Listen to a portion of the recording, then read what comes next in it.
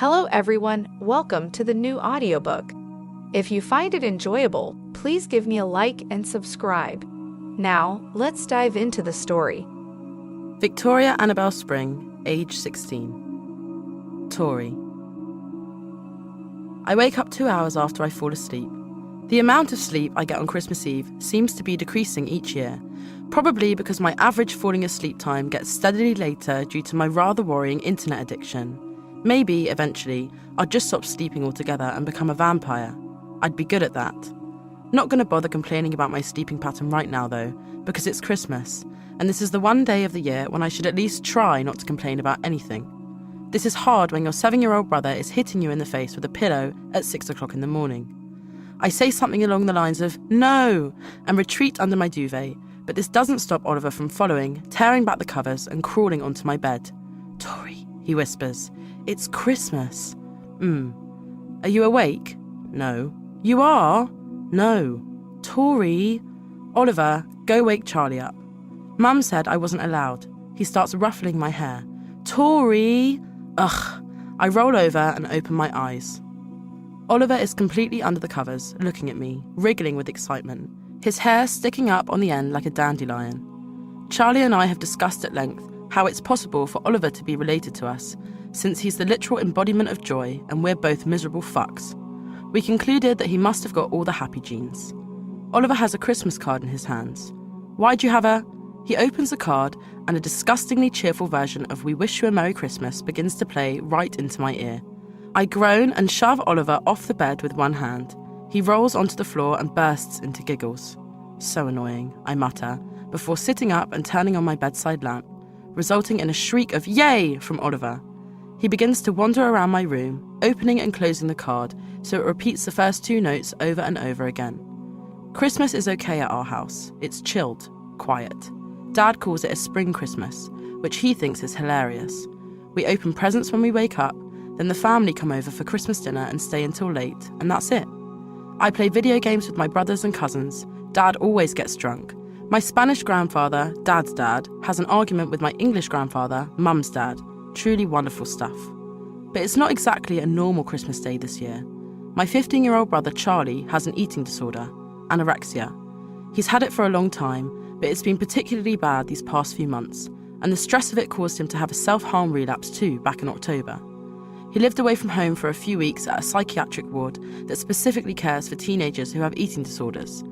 And it definitely helped, but it's still been rough, obviously. I don't really think there was a reason he got so ill. That stuff just happens, like diseases or cancer, so it's not his fault. Actually, I think it was probably my fault it got so bad. When I noticed that something was off with him, I didn't tell my parents, and I didn't ask him what was wrong. I didn't talk to him enough. I didn't do enough. But it's not about how I feel. It's not even about my parents. Christmas is a stressful time for people with eating disorders, since food is such a big part of the day, and I know Charlie's been feeling anxious about it. He's been stressed all week, arguing with Mum pretty much every day and shutting himself in his room. So today is about supporting Charlie. I pick up my phone, ignore the notifications, and text Becky, my best friend. Tori Spring, 0616. Happy Christmas. Be thankful you don't have siblings. I am tired. Oliver threw a pillow at me. Enjoy sleep. Bye. Kisses. Mum and Dad said we can't wake them up until at least 7:30. It's 6:17 now. I get up and open my curtains to find the world still dark, tinged yellow from the street lamps. I fall back into bed and put the radio on. It's playing a quiet hymn for once, instead of All I Want for Christmas Is You. It's nice. Oliver is spinning around in my desk chair and a choir is singing Silent Night. My eyes are closing again now, and Oliver's sitting in my bed with me, the musical card on a pile of clothes on the floor. It's 6:29, 6:42, 6:55. Oliver's pulling my hair gently. He's talking about what presents he wants and whether Father Christmas ate the biscuits we left him, and I'm mumbling something. I don't know what. I'm drifting off. And then my bedroom door opens again. Victoria? I wake up for the 10th time. It's Charlie, just visible in the dim light, standing at the door in a navy Adidas sweatshirt and checked pyjama bottoms. He looks tired, but he's smiling. You awake? No, I say. I'm having an out-of-body experience. I'm just my ghost. Charlie snorts and enters my room. I turn to Oliver, who has fallen asleep against my shoulder, and give him a little nudge with my elbow. He snaps awake and sees Charlie. "Charlie's here," he yells, and charges from the bed towards him, slamming into Charlie's legs and almost causing him to fall over. Charlie laughs and picks up Oliver like he's a baby, which he does at least once a day, causing him to giggle. "Wow, you're very awake, aren't you?" "Can we go downstairs yet?" Charlie carries Oliver towards my bed. "Nope, Mum said 7:30.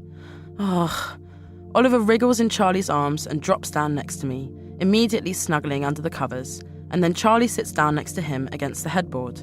Ugh, younger brothers are annoying, I say, but I'm sort of grinning too. I curl up under the duvet. "Couldn't you stay in your own beds?" "Just doing our job," Charlie smiles. "Are you listening to Radio 4? What's with the church music?" "I don't think I can deal with Mariah Carey at this time of the morning." Charlie laughs. "Me neither." Like Oliver, his hair is sticking up from his forehead. He's got purple circles under his eyes, and I can't remember what he looks like without them anymore. Aside from that, he looks almost his normal self, all long-limbed and gentle. "I only slept for like 2 hours," I say. "Same," he says, "but I think his lack of sleep might be from different reasons to mine." "How many presents does Father Christmas give you when you're 7? Asks Oliver, who's now standing up on my bed and trampling over the duvet. Charlie and I laugh. 7, says Charlie decisively. "The same as the number of years you've been alive." "So, when I'm 80, I'll get 80 presents." Charlie prods Oliver in the chest and he falls over with a wide smile. "Only if you've been good." "I can't wait till I'm 80, says Oliver. "Me neither," says Charlie. "It's good that we're all back together now. It felt weird just me and Oliver and Mum and Dad. Oliver's still too young to talk properly, and I don't hate my parents or anything, but I don't feel like I'm too friendly with them either. Mum has this thing where she avoids talking about anything even slightly deep or emotional. Dad's the same, but he makes up for it by talking about books all the time. We all get along fine, but I don't feel like we ever talk about anything important. They still don't even like talking openly about Charlie's eating disorder, even though he's getting proper treatment now. I thought things might change, that we might start being more open about feelings and stuff, but we're not." "Can you imagine being a really old man?" Charlie says, putting on an old man voice, and Oliver giggles, shuffling up to join us against the headboard. Charlie's smile is contagious. They start playing I Spy. Today's going to be difficult for everyone, but everyone has difficult days, I guess. I used to think that difficult was better than boring, but I know better now. There have been a lot of difficult days in the past few months. There have been too many difficult days. "Happy Christmas," says Charlie, without any warning. He leans over Oliver and rests his head on mine. I lean a little too, my head on his shoulder. The radio plays. I think the sun is rising, or it might just be the street lamps. I'm not going to think about the past few months, about Charlie and me, about all of the sadness. I'm going to block it all out, just for today. "Happy Christmas," I say. I try not to fall asleep again, but I still do, Oliver's laugh ringing in my ears. It's 10 to 12 and me and Charlie are still in our pyjamas, sitting on the sofa playing the new edition of Mario Kart. It was a present for Oliver, but he's busy with the very large amount of toy tractors that people gave him. My parents got me a new laptop and Charlie a new phone, things we both asked for. They don't really do surprise presents. And while Charlie and I have never really tried too hard with presents before now, this year I got him a Bluetooth speaker for his bedroom, and he got me a laptop case with Wednesday Addams on it. I think we both know each other better than we thought we did. "Is it me, or is this version way harder than the old one?" I asked Charlie. He attempts to swerve baby Mario around a corner, but ends up driving off a cliff instead. It really is. I used to actually be good at this. I drive Bowser directly into a tree and fall into last place. "Do you think we should try Rainbow Road?" "I don't know. I don't think my self-esteem can take the hit." "Wow," he snorts. "Too real?" I smirk. "Maybe." "Kids?" Mum wanders into the room. She's got her Christmas dress on, a purple thing that's actually quite nice, and her hair curled. She always makes us dress up nice for Christmas, as if we're supposed to do something other than slob on the sofa for 12 hours. She raises her eyebrows at us. "You going to get dressed soon?" Charlie says nothing, so I say, "Yep, in a minute." "Don't be too long. Everyone's arriving in half an hour." "Yeah, we're just going to finish this level." Mum leaves. I glance at Charlie, but he hasn't looked away from the screen. I don't think they've had an argument today, but I can feel one brewing. And I'm not going to lie, Mum is kind of pissing me off a little bit. She's been really snappy with Charlie since he got home, which isn't helping anyone.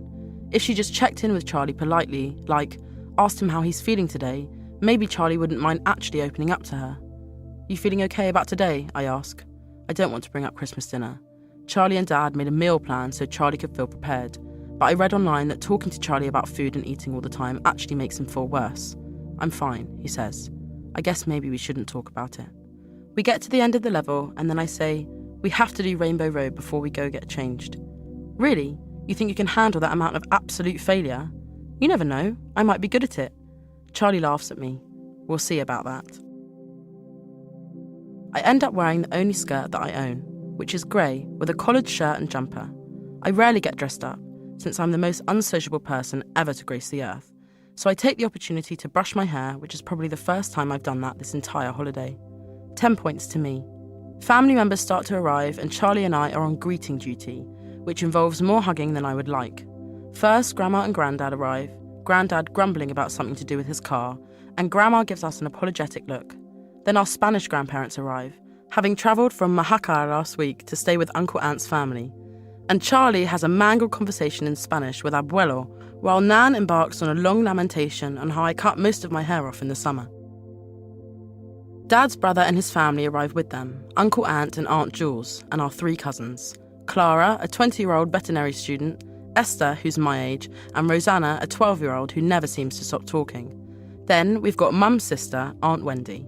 Several older relatives that I'm still not sure how exactly we're related. Dad's sister Sophia and her husband Omar and their new baby boy. The house is pretty full. Hopefully, a bit later, I'll be able to sneak off to my room for a break. We don't see our cousins more than a few times a year, but it has become clear to me over recent years that they are very much unlike Charlie and me, mainly because they seem determined to be friendly and fun all the time. Charlie, darling, says Clara from across the kids' table, once Christmas dinner is fully underway. Clara looks excellent in whatever she wears, and has been allowed to attend Christmas Day in jeans, which annoys me quite a lot. She points a fork at Charlie, who's on my left. You need to tell us all about your new boyfriend. Esther perks up at this, staring at Charlie through her glasses. Esther doesn't usually talk to us as much as Clara and Rosanna, but from what I can tell from her Twitter, there's a possibility she might not be straight and is therefore always interested in Charlie's love life, what with him being the only openly gay person in our entire family. Charlie shuffles in his chair. He's wearing black jeans and still the navy Adidas sweatshirt, which I suddenly realise belongs to Nick. I think he chose his outfit purposefully to annoy Mum. Clara takes a decisive mouthful of potato. What's his name? Nick. There's a bit of hesitation in his voice. He probably didn't expect an inquisition on top of his other issues with dinner. How long have you been going out? 8 months. Oh, not exactly new then, Clara laughs. Charlie fiddles with his sweatshirt sleeves. Haha, no. Clara clearly can't tell that she's making Charlie uncomfortable. Charlie keeps glancing towards where Grandma and Grandad are sitting, making sure they can't hear anything from our table. Charlie doesn't want to come out to Grandma and Grandad yet, because we think they might be a bit homophobic. Lots of old people are, unfortunately. And you met at school, did you? I wish Clara would just shut up. This isn't her fucking business. Yeah, Charlie forces a laugh. Did Uncle Ant tell you all this, or...? Oh God, yes, you know what he's like. Esther watches Charlie carefully. Rosanna is trying to plait Oliver's hair, much to Oliver's irritation. Clara continues. You should totally bring him to ours tomorrow. Esther meets her eye and grins. Oh my God, yes. We go to their house every year for Boxing Day, and boyfriends and girlfriends are always welcome. But it's not like me or Charlie have ever had anyone to bring before, since he only started dating Nick in April, and I dislike most people. Charlie smiles awkwardly. Oh, I think he's doing stuff with his family tomorrow. Clara pouts. Oh, that's a shame. And then her piercing gaze swaps to me. What about you, Tori? Any lovely men in your life? I fight down the urge to hysterically laugh. No. No. Clara does the laughing for me. Oh gosh, you're not missing much, I promise you that. Straight boys are the absolute worst. She points a fork towards Oliver. Let's all hope that this one turns out better. He might not be straight, Esther finally pitches in. Her voice sounds startlingly like Clara's, but I think I like Esther more than Clara. We've had some okay conversations about Doctor Who. You're so right, says Clara, leaning on one hand, gazing at Oliver like he's a newborn. Charlie, when did you know you were gay? Charlie's eyes widen in fear at the prospect of having to embark on this conversation, but thankfully, at that moment, Dad appears at the head of the table, still with his apron over his shirt and waistcoat, and a Christmas cracker crown hanging dangerously off the top of his head. How's everybody doing over here? He looks specifically at Charlie and claps him on the shoulder. "Everyone doing okay?"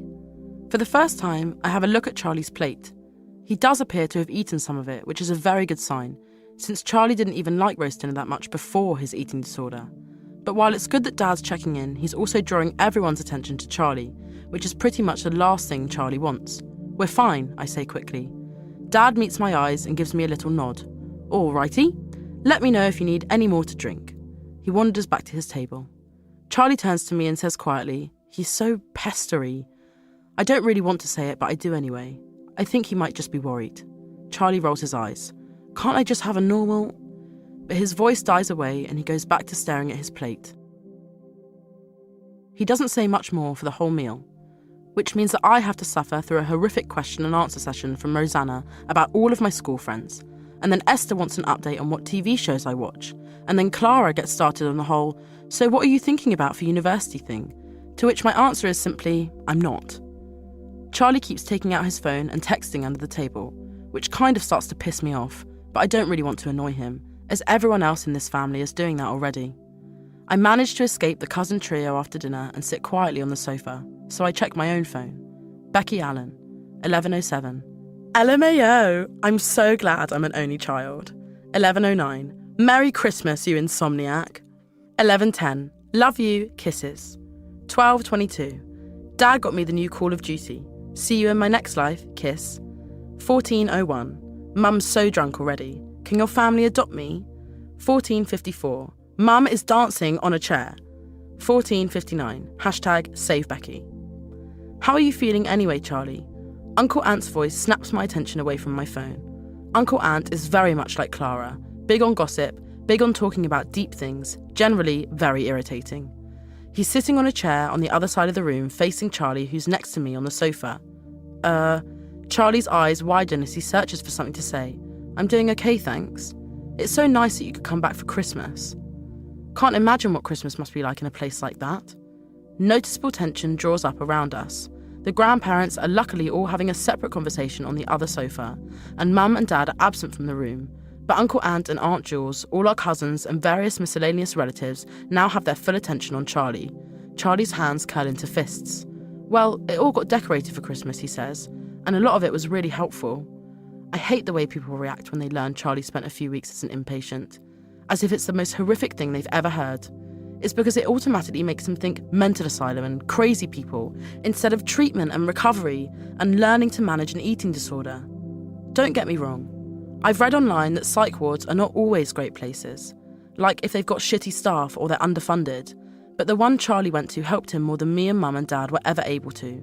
He had a whole team of experts helping him understand his feelings and start working towards recovery without the distraction and pressure of school. In all honesty, going to one probably saved Charlie's life. Unfortunately, by the time I've tried to figure out how to say all of this to Uncle Ant, he has continued spouting absolute garbage. "Oh, I'm sure," continues Uncle Ant. "But you hear some horror stories, don't you? White walls and straitjackets and all." Aunt Jules laughs and whacks Uncle Ant playfully on the arm. "Oh, come on now, Antonio. No mental hospitals are really like that." "Psychiatric ward," I correct her. She clears her throat. "Yes." She shoots a wide grin at Charlie. "We're all very happy that Charlie's better and back with us, aren't we?" "Absolutely," says Uncle Ant. That's the other thing they don't get. They think eating disorders and mental illnesses can just be fixed at the drop of a hat. They don't understand that it's a process, that it takes time and treatment and effort and bad days and good days. "Thanks," says Charlie, but he looks like he's about to throw up. "And how are you, Tori?" asks Aunt Jules. "How's sixth form going?" I begin to recite the classic answer to this question. It's fine, /it's a lot harder than GCSEs, / it's nice not to have to do PE anymore. And as I do, Charlie gets up and leaves the room. I excuse myself and follow him at my earliest opportunity, trying not to hate Aunt and Jules as much as I actually do. It baffles me sometimes that people can just say stuff like that people can just have no idea about things. I wander down the hallway and go to enter the kitchen, but stop when I see Charlie and Mum inside, standing in front of each other as if they're having a sort of face-off. "Do you want to talk to us about it, or do you not want to talk to us about it? You're being very immature, Charlie." "How am I being immature? You're acting like a baby who just wants everyone's attention all of the time." "I don't want people's attention. That's the problem." Mum rips her washing up gloves off her hands. "Look,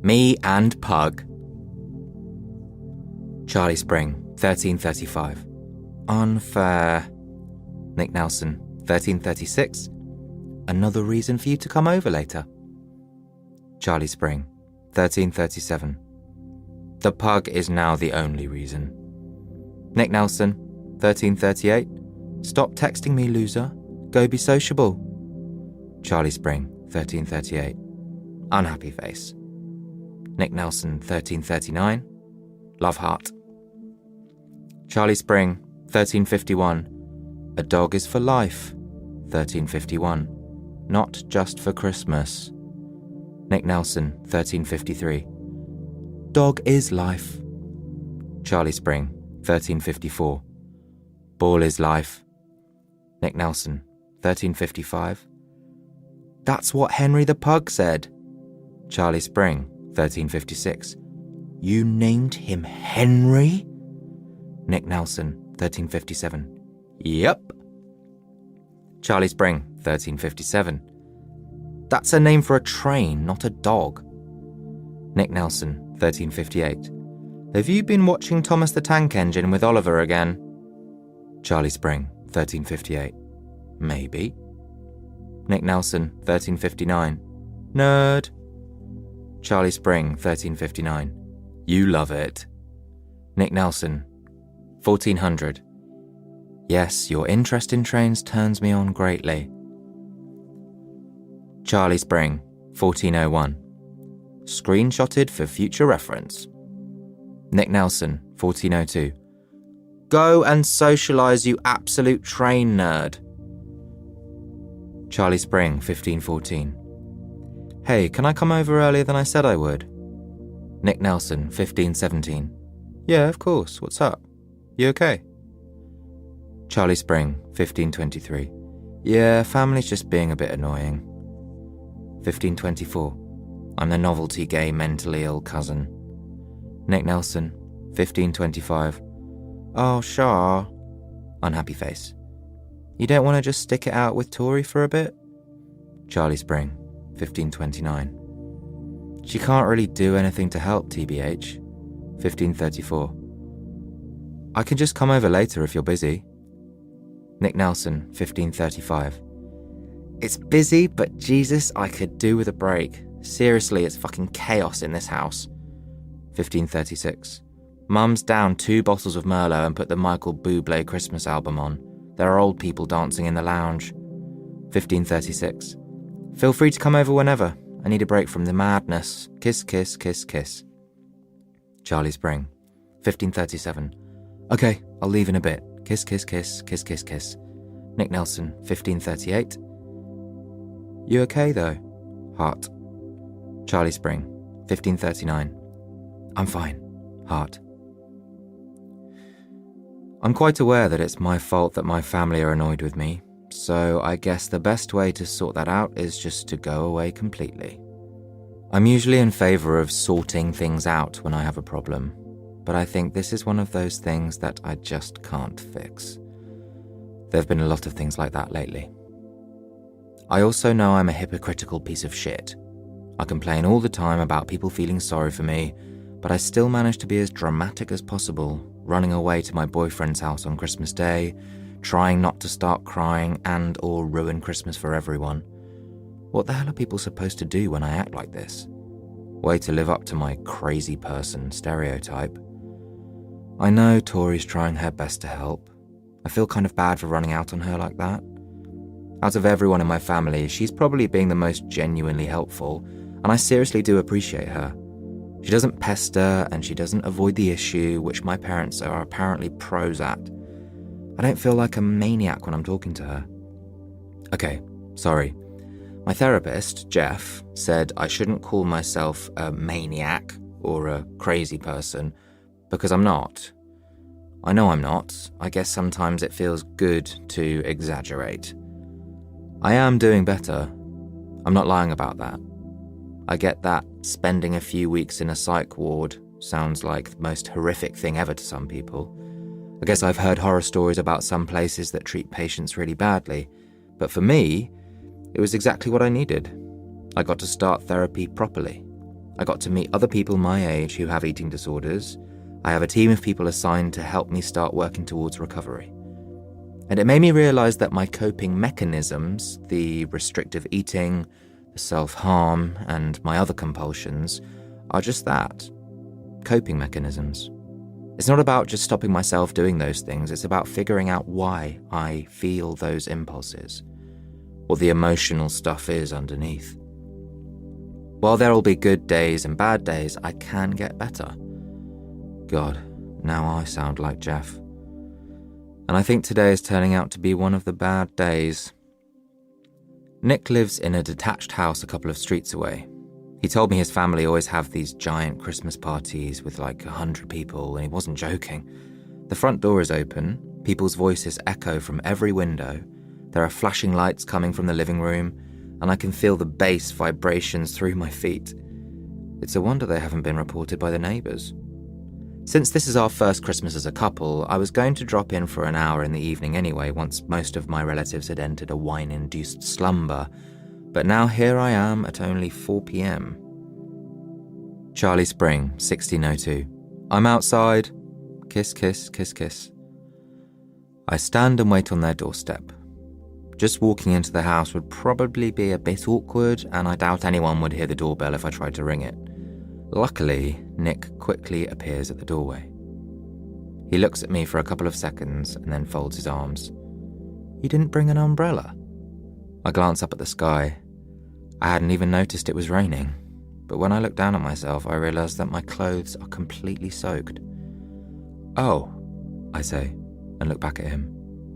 Hey, he says with a grin. Since me and Nick got together in April, a lot of shit has gone down. But despite it all, the ED voice getting louder in the summer, the self-harm relapse in the autumn, Nick has stuck by me and tried to support me however he can. At first, I was scared to tell him about all of my mental health stuff.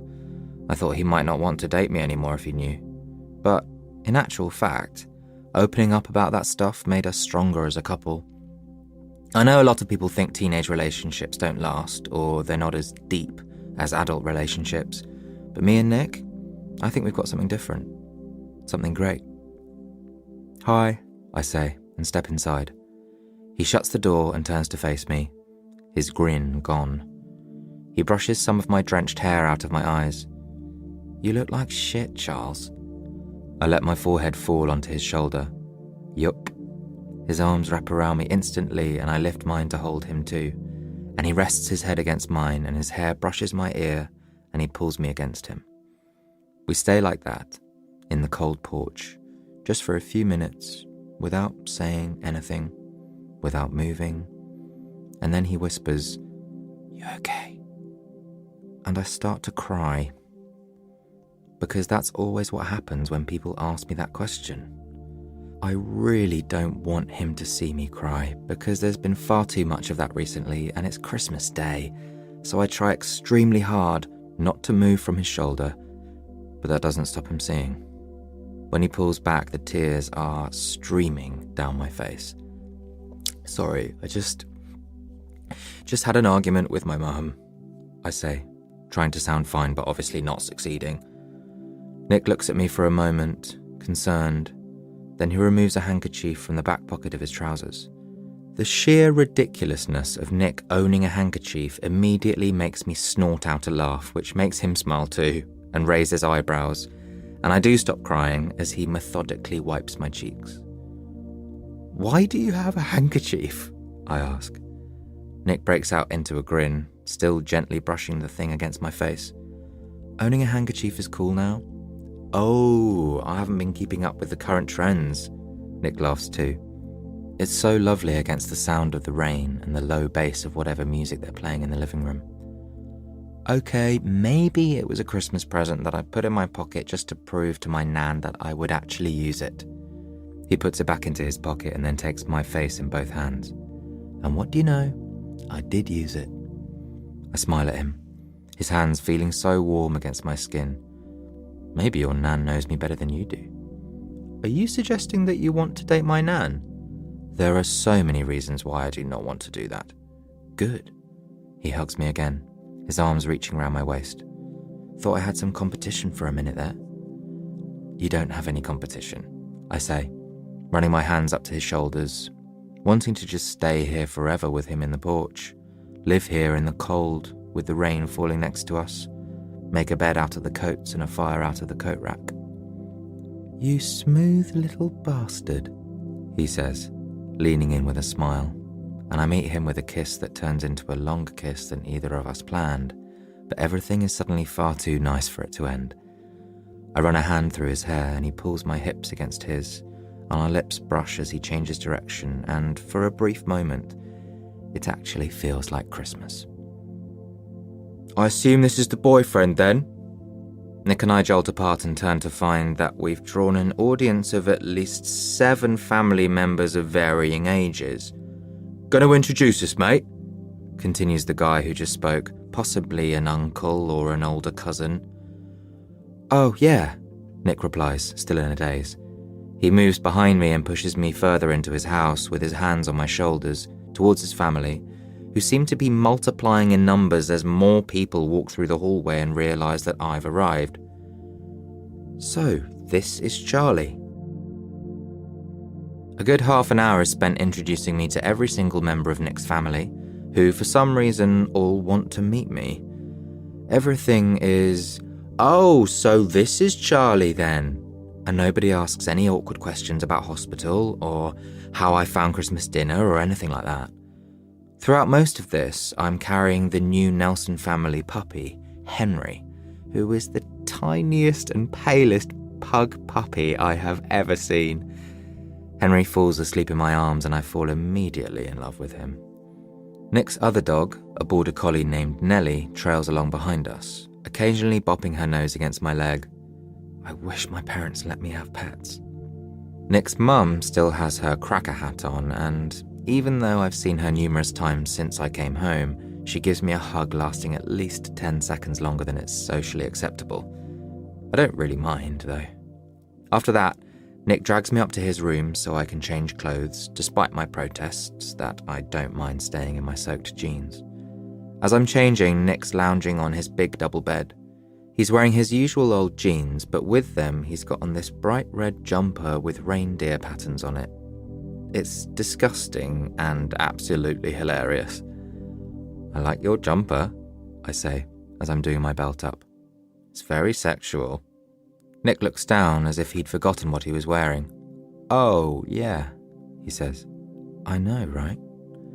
He looks up at me and waggles his eyebrows. So seductive. I pick up my damp jeans from the floor, chuck them at his face, and laugh as he dramatically rolls off his bed in an attempt to catch them.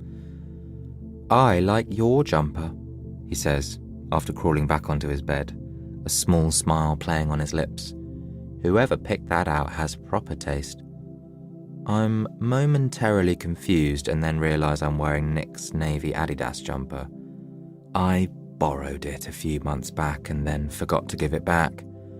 Look, boyfriend jumpers are the best, okay? Big, comfy, and they smell good. Oh, oops, I say. I inspect myself in the mirror. Nick's jeans, pretty much the same as mine but several sizes larger, look ridiculous on me. I groan heavily. I look like a 90s boy band member. Nick appears behind me. He's not actually that much taller than me, he's just broader, which is great from, like, an aesthetic perspective, but not from a clothes-sharing perspective. Well, it's this or joggers, and I guarantee my mum will have something to say if you turn up to our Christmas party in joggers. I think joggers would make me look even more like a member of the Backstreet Boys. Nothing wrong with the Backstreet Boys. Nick meets my eye in the mirror. We stay silent for a moment, and then he takes my hand, so I turn to face him. You okay? He says. Do you want to talk about it?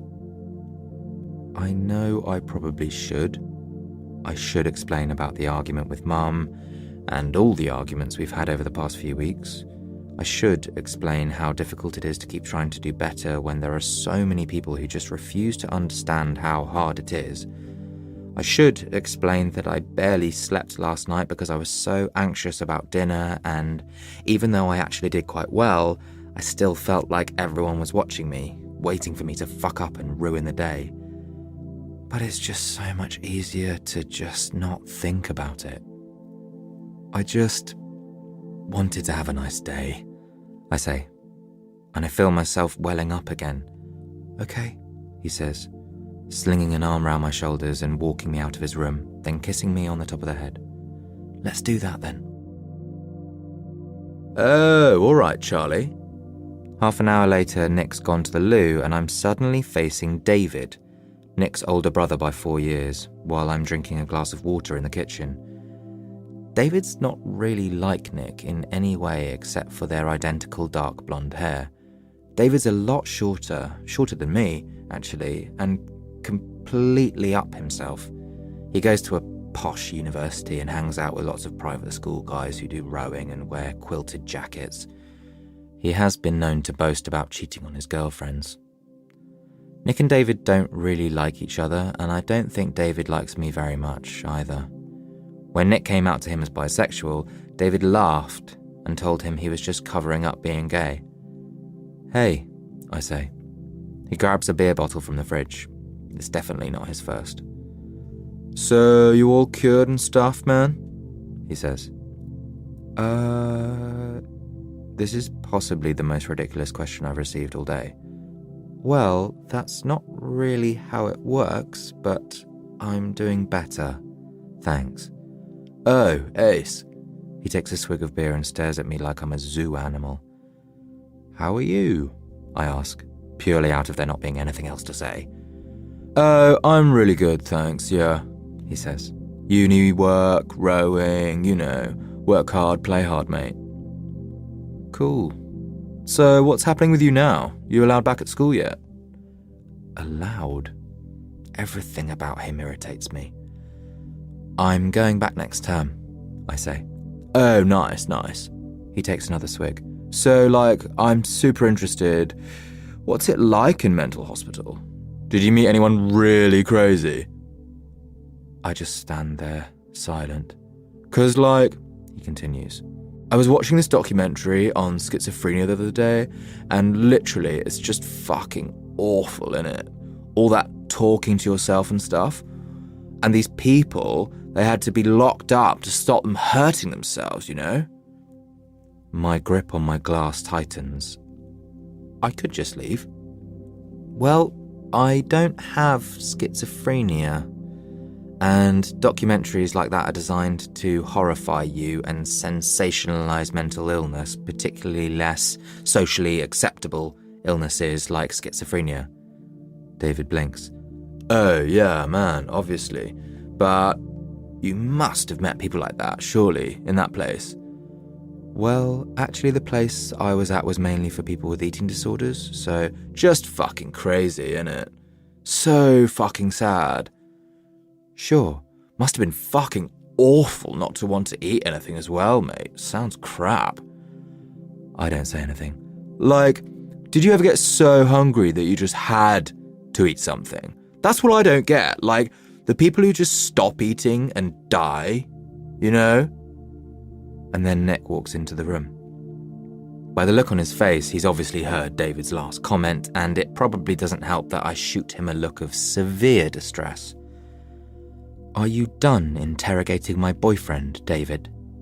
He asks, not politely. David frowns and holds out his hands. Mate, we were just having a chat. Do you seriously think Charlie wants to listen to your fucking ignorant views on Christmas Day? Nick snaps. And it's been a while since I've seen him get this angry. What the fuck? David snorts and takes a sip of beer. All right, calm your tits. Fucking hell. Nick puts his arm round me and walks us out of the kitchen and down the hallway. Once we're out of earshot, he says, He's such an insensitive little prick. It's fine. It's not. Nick's right. It's not fine. I should have defended myself better. I'm tired, though. I'm so tired of defending myself. Sorry, I mumble. I should have argued back. Nick shakes his head. No, it's him who should be sorry. You shouldn't have to argue with people about this. Nick leads us into the alcove by the garage door. His arm drops, but his hands find mine. I've talked to Jeff a lot about people like David. Unhelpful people. When people know you're mentally ill, most people either want to ignore it completely or they treat you like you're strange, scary, or fascinating. Very few people are actually good at the middle ground. The middle ground isn't hard. It's just being there. Being helpful, if help is needed. Being understanding, even if they don't understand everything. Thanks, I say, and kiss Nick gently. Nick's good at the middle ground. My parents aren't, really, but I know they're trying, and occasionally they succeed. And they're better at it than David, that's for sure. Tori's good at the middle ground too. Maybe I was a bit harsh on her earlier. Nick and I look at each other for a moment in the shade of the alcove. Today's been shit, I say, eventually letting out a small laugh. Nick smiles sadly. Yeah, I got that impression. He squeezes my hands. Want to talk about it? I pause to think. Maybe a bit later. He squeezes my hand again. Yeah, of course. Can we go cuddle Henry? I feel like I'm missing out on valuable puppy appreciation time. Nick grins. An excellent idea. When Nick said it was chaos in his house, he meant it. After some dog play time with Henry and Nellie, we find a proper disco going on in the living room and a rather enthusiastic game of toy car racing happening in the hallway with people's shoes as obstacles. After I beat Nick 5 times at that, we somehow get dragged into a game of Monopoly, which is promptly ruined when Henry gallops over the board, followed by a game of Mario Kart tournament with Nick's older cousins, which I also win. Apparently I'm good at driving games. Then we go back to Nick's room to exchange presents. I got him a bunch of things he likes. A grid paper notebook and a fountain pen, a fisheye lens that attaches to his iPhone, and a giant Oreo dairy milk bar. Nick got me some fancy headphones, way fancier than my current ones that are broken in one ear. And we also got each other the most stupidly romantic cards ever. His has pictures of us all over it, and I drew all over mine. I kiss him after I read his card, and he kisses me back, and basically, we end up making out for like half an hour. And suddenly, it's 7 o'clock, and we're sitting on a living room sofa with Doctor Who on in the background, my legs resting over his, and his head on my shoulder. Some kids are sitting on the carpet building a Lego pirate ship, and Nick's mum and various aunts and uncles are busy organising the buffet tea on the dining table. I'm about to fall asleep when I hear Nick's voice. Charles, just so you know, your phone has been making sounds for the past 5 minutes. Oh. I sit up a little and Nick does too, a sleepy smile on his face. I withdraw my phone from my pocket and find the screen covered in unread texts. The messages are all from Tori. Nick leans in to read them too. Victoria Spring, 1714. Hey, when are you coming home? 1732. Please reply to me. 1740. At least just tell me when you're coming home. 1745. Mum and Dad are kind of upset. I don't think they're going to shout at you. 1803. I think Mum's sorry, TBH. 1817. Oliver wants to know when you're coming home. He wants to play Mario Kart. 1831. Can't believe you left me alone with Clara, you fucking twat. 1854. If you don't reply soon, I'm literally going to walk to Nick's and get you. 1859. I'm not even joking. 1900. Charlie. 1901. Charlie. 1901. Charlie. 1901. Seriously. 1902. Okay, right, I'm walking to Nick's. Nick doesn't say anything, but I can tell he wants to. I instantly feel like shit. I've had a bad day, sure, but I shouldn't have taken that out on Tori. I should have stuck with her for at least a little longer. I should probably go home, I say. Nick runs his fingers through my hair. I'm pretty sure he doesn't want me to go home, but he still says, yeah. Neither of us make any sign of moving. He looks at me with his big brown eyes and he doesn't have to say anything. I know he wants me to open up to him, to just get it all out. Today's been really hard, I begin, and Nick takes my hand while I tell him everything. I tell him about the arguments, about the stress and the sleeplessness, and all my annoying relatives, about how I just wanted to have a normal Christmas day, whatever that is. I know Nick can't fix anything. Even if he could, he shouldn't have to. But just talking about everything eases a bit of the tightness in my chest. I guess a part of me wanted to pretend that this Christmas could just be the same as last Christmas. I say. I can't quite meet his eyes. If I just pretended nothing was different, but everyone was just doing the absolute most to make me feel like a liability. Everyone? Nick asks.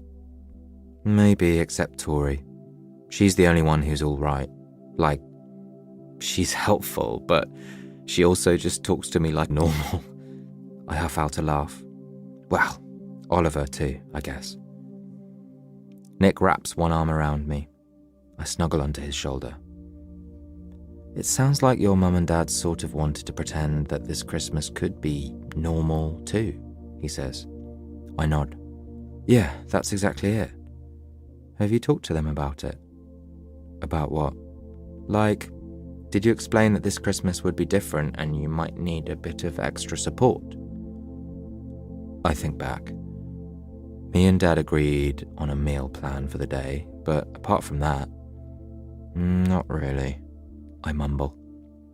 I think sometimes, says Nick, you're so scared of being a burden that it makes you terrified to ask for help. But you have lots of people around you that would be there for you if you opened up about what help you need. I look up at him. I love him. God, I love my boyfriend. Now you sound like Jeff, I say, grinning, and he laughs and gives me a little shove. And then I realise that my sister is standing in the living room doorway. Tori obviously forgot to bring an umbrella too. She looks like she just jumped into a river. She's also quite out of breath, meaning she probably jogged here, and she looks angry in that completely silent way of hers. Death stare eyes, lips clenched together, fists dug into her coat pockets. Firstly, she says, Nick, I refuse to believe that you have this many family members. It's not logical. Secondly, your disgusting brother tried to flirt with me again, and I swear to God if he doesn't get the message soon, I'm going to find a fucking well and push him into it. All of the kids building the Lego pirate ship turn around in shock. Tori looks at them and raises her eyebrows menacingly. They quickly turn away again. Nick laughs heartily, but Tori's face doesn't change. She looks at me. Thirdly, I think you should come home now. Because if I have to answer one more bloody question about my school grades, I might do a runner as well, and Dad's already upset as it is. She moves her weight to the other leg. Also, Oliver's in a bad mood because no one will play Mario Kart with him, and Grandma wants to talk to you about your drumming lessons, and I think Mum might actually be willing to apologise, as wild as that sounds. She slumps into the other end of the sofa, not looking at us, and tilts her head back into the cushions. I have no idea what to say. I move away from Nick and sit next to her. I put my arms around her and, after a few seconds, she leans on my shoulder. I hate Christmas, she says. No, you don't, I say. I hate this one. Everyone hates this one. This whole winter's been a bit shit. Yup. Doctor Who still plays on in the background. Oliver's probably watching it right now. Sorry I ran out, I say. Thank you for coming to get me. She looks at me. Sorry today was shit for you. It's not been all bad. Nick's got a new puppy. Tori snorts. Can you two just get married, buy a house and get 3 dogs already? Me and Nick laugh, and then the 3 of us sit in silence for a moment. I rest my temple on Tori's hair. I'm going to try harder to say when I need help, I say, and explain how I need help. Is that what Jeff told you to do? Yeah, but then Nick said it as well, and I think they're both right. Good, says Tori, her voice a little softer. I think that would be good. It won't fix anything, I know that, but maybe this whole recovery thing could be a little easier if I reached out to people every now and then. You missed Grandad and Abuelo's annual argument, Tori says after a while. What was it about this year? I think it was about antique furniture, but most of Abuelo's points were in Spanish, and that's not my area. I need you to commentate. There might be another round later, like last year. Hopefully. It at least stopped Clara trying to get me to describe my ideal man. I laugh, and then she laughs too, and everything's a little bit better. Just for a minute or so. Oliver Jonathan Spring, age 7. Oliver. First Charlie disappeared, and then Tori disappeared, and I'm starting to wonder whether I'm next. Nobody seems to be saying anything about it, which makes me wonder whether my family are behind it, and they've all been possessed by some ghosts or evil dinosaurs or something. I'm playing Mario Kart right now in front of the TV to take my mind off it, but that doesn't mean that I'm not very worried. Mario Kart's kind of boring when you play it by yourself. Rosanna keeps touching my hair and it's really annoying me. Mum comes up to me just as I've finished Luigi Circuit and asks if I need another drink. I shake my head and ask, "Where's Charlie and Tori?" Mum sits down on the sofa to my right. She's got a glass of wine in one hand. They've just gone out for a little bit. Have they been kidnapped? No. Oh, darling, no. Where have they gone? Mum doesn't say anything for a little bit. Maybe she doesn't know. Charlie was a bit upset earlier, so he went to Nick's house. Nick is Charlie's boyfriend who comes around our house all the time. I think they'll probably get married one day so they can have their own house and not have to walk to each other's houses every single day. I put down the controller. Charlie's been upset quite a lot lately because he has a mental illness. But Mum says he's getting better because he has to talk about his feelings to a special doctor called Jeff. Jeff sounds cool. Is it because of his mental illness? Sort of, yes. Oh, is he going to get better soon? Mum sips her wine. It's complicated, sweetheart. It takes time, but I hope so. Where's Tori? I think she's gone to see if Charlie wants to come home yet. Oh. I said some not very nice things, Mum says, and rests her chin in one hand. To Charlie. I suddenly realise that she looks really sad. Mum's never sad about things. She gets angry sometimes and complains when I leave all my tractors on the lounge windowsill or make too much noise in the car, but she doesn't really get sad. I get up off the floor and go and give her a hug, which is what you have to do when someone is sad. She laughs and pats me on the head. Oh, Oliver, I'm okay. You could just say sorry, I say. That's what you have to do when you say something bad. Say sorry. You're completely right, she says, and when I step back, she's smiling, so I must have done a good job with the hug. And then I hear the front door open. I immediately run out of the lounge and down the hallway, and there, taking their shoes off, are my big brother and sister, soaked from the rain. I run towards Charlie, because he's the only one left in the family who still picks me up, and when he sees me, he grins and holds out his arms and lifts me into the air and says, "Core, you're getting so heavy.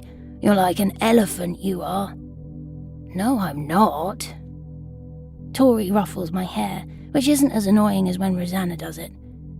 What age are you going to stop being carried everywhere? I take a moment to consider. 27. They both laugh, and Charlie carries me into the lounge, Tori following us. When we get there, Charlie puts me down and he goes and gives Mum a hug, which is nice because hugs always make everything better. Then they go into the kitchen. I can hear them talking, but I'm not sure what they're saying. Hopefully Mum's saying sorry like I told her to. Tori sits on the other sofa and I sit next to her and say, "Everything's better when all three of us are here." Tori looks at me. "Definitely." "Why did you go away?" "I was so bored. This Christmas has been so boring." She looks at me some more. "Well, it's been something." I don't really know what that means.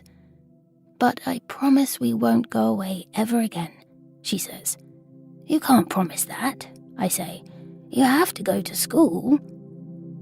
"Okay, next time we go somewhere, we'll tell you before we go." "Fine. And you have to promise to come back." Tori smiles. "Okay, we'll definitely promise to come back." Good. Being on my own without a brother or a sister would be weird. I don't think I'd like it. Who are you supposed to play with or ask to reach stuff for you? There wouldn't be anyone to carry me around, and there'd be 2 empty bedrooms in the house, and we'd probably get ghosts living there. I really don't like ghosts. "Can we play Mario Kart now?" I ask. "Yes." Tori ruffles my hair again. "Yes, we can play Mario Kart now."